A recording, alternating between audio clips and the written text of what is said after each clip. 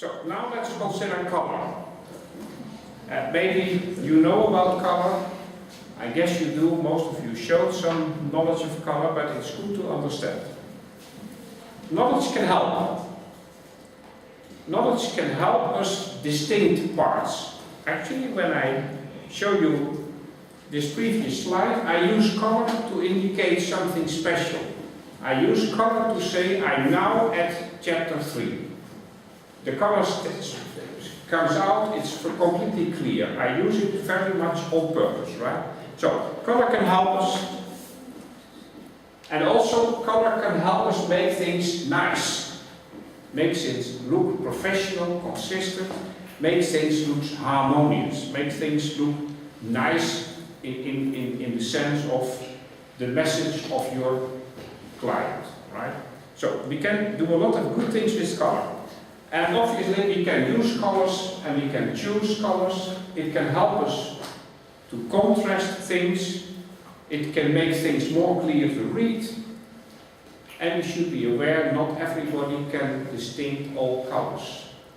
Especially about 5 to 10% of the male population is to a certain extent colorblind. So make sure that even if somebody cannot see the colors, he can still get the message. Look at traffic lights.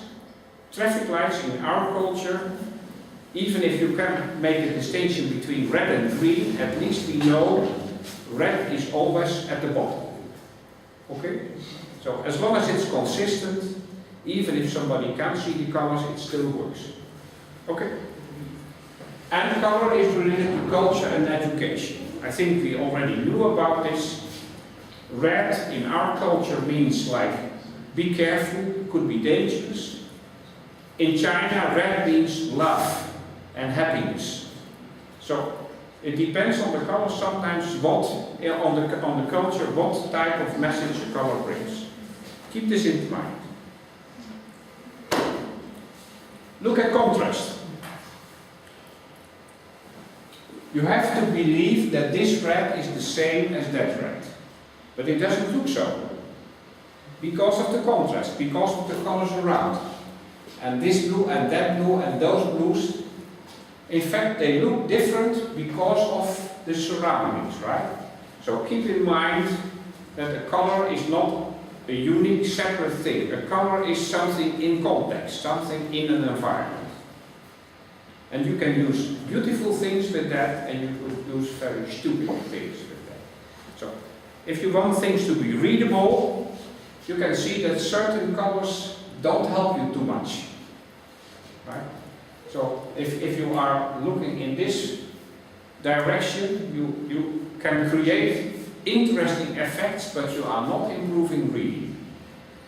And sometimes you want to improve reading, and sometimes you want something else. It's fine as long as you use your colors knowing what it's about, knowing what happens, right? So don't just say green letters are fine. No, it really depends. It depends on the background, the contrast.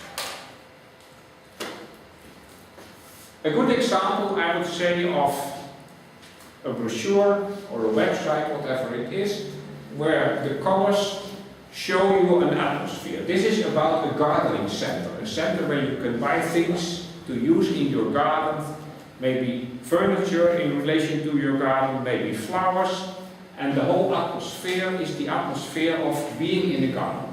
Okay, the colors, at least in our culture, suggest this is a garden brochure, this is a garden representation, right? So this is fun.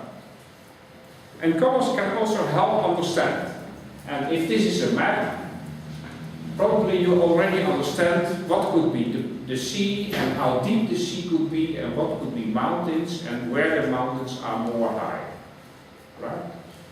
And obviously we can see the difference between the dark, intense blue, which means very deep sea, and the darker brown, which means higher mountains. Right? And we use the distinction between the colors here, and they tell us what we see. It's an easy to read map. Now we could change the colors. We could take other colors that are as distinct as the distinctions here. For instance, we could do it this way. And here the distinction between colors is as good as in the previous one. But still, is this easy to read? No, because we are just not used to these colors. We are used to seas that are blue, and more blue means deeper sea, deeper water, and mountains are brown, and the darker the brown, the higher the mountains. And here we, in a way, spoil our knowledge of the colors. You see? So, keep in mind what people already know when you choose colors. This is confusing because we didn't learn to use these colors for this meaning.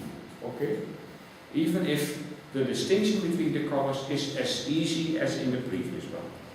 This we understand because we know. And this confuses us. Yeah? I'm going to a next